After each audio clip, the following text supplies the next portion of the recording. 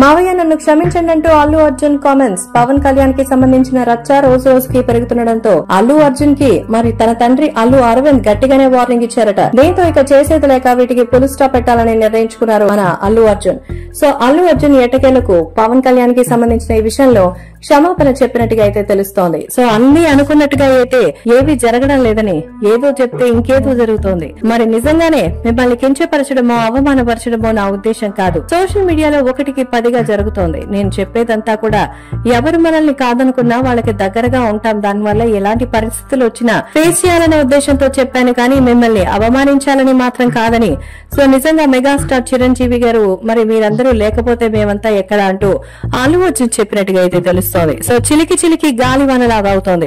మరి పవన్ కళ్యాణ్ పక్కన నిలిచే వాళ్ళు కొందైతే అల్లు అర్జున్ ని సపోర్ట్ చేసే వాళ్ళు కూడా లేకపోలేదు. అంటే అల్లు అర్జున్ ని సపోర్ట్ చేసే వాళ్ళు ఆయన మీద ఇష్టంతో చేయడం లేదు, పవన్ కళ్యాణ్ ని వ్యతిరేకించే వాళ్ళు ఆయనతో చేతులు గలుపుతున్నారు. అంతకు మించి ఇంకేమీ లేదు. అల్లు అర్జున్ పై తాజాగా జరుగుతున్నటువంటి ఈ వార్ ని ముగించడానికి అల్లు అరవింద్ నిర్ణయం తీసుకున్నారట. అందులో భాగంగానే అల్లు అర్జున్ లైవ్ లో మీడియా ముందే పవన్ కళ్యాణ్ కి క్షమాపణలు చెప్పినట్టుగా తెలుస్తోంది.